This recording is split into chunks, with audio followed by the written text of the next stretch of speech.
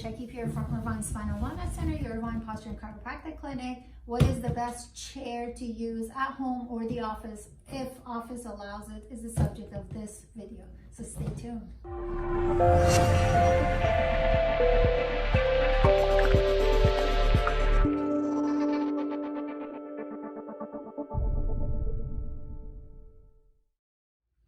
Hey, those of you who've been watching my videos, have subscribed to my channel, you know very well how much I dislike chairs.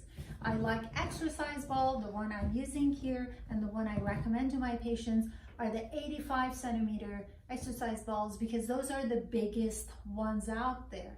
You can put a lot of air or not enough air to fit your desk height. This desk is on a lower end of a height, and I can adjust the height of it, and I preferred it this way. One thing you want to make sure, now if it was higher, I could put more air in the exercise ball. The reason I like exercise ball has to do with the dual functionality of it. Number one is it really is a postural neurology exercise. If I'm sitting on not a hard surface, the fact that my brain has to constantly figure out how to balance me becomes a positive neuroplasticity. It stimulates the part of my brain that says, hey Malak, upright against gravity. That's called PMRF. If I stimulate it, it will constantly be up on its game. If I don't stimulate it enough, it will kind of go dormant. We call that digital dementia, because typically that happens as a result of digital device use. So I like sitting it there for positive neuroplasticity. At the same time, it really allows me to have more mobility, which plays a role in functional movement. More mobility meaning I can go diagonally, I can go forward, backward, and I can easily rotate this way to watch you and rotate back. So if I'm looking at my computer versus my laptop, instead of looking at my computer and doing this to my laptop, or I'll put it here for the sake of this video, instead of doing this and doing that, I can do this and do this and adjust myself. I can go back and forth. Movement is so important in my joint health. So then the question is, how in the heck do I sit on this thing? I'm gonna face you here for the sake of this portion.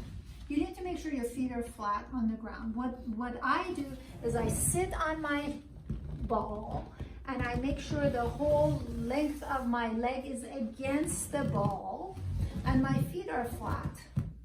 That means I'm not gonna be into hyperextension unless my knees are past my ankle, like it is shown here.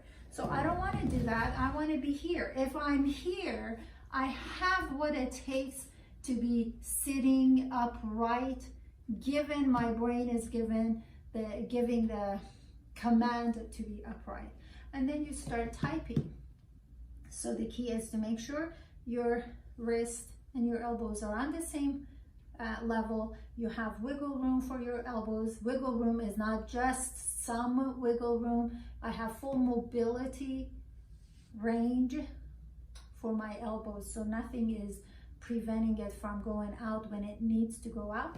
And I want to make sure this is not the kind of keyboard you want to use. I don't type as much, so I have a tiny cute little keyboard.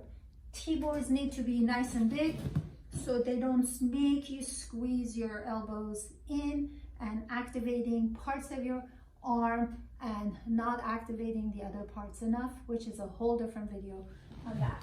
So the key here for this video is to make sure that you're sitting on the exercise ball with what I just mentioned, with the height of the table or desk that you have, and make sure that your legs are against the ball and you're not doing funky stuff like this. I mean, you can do this, but go back to where it was, and 90-degree basically ends up being the case.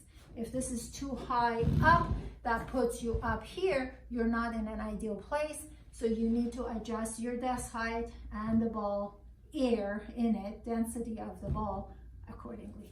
Thanks for watching. Make sure you subscribe to my YouTube channel. If you enjoyed this, let me know. Make sure you share this and visit my website to learn more about some of the things you can do on your own to up your game of health and functionality. Until next time, take care.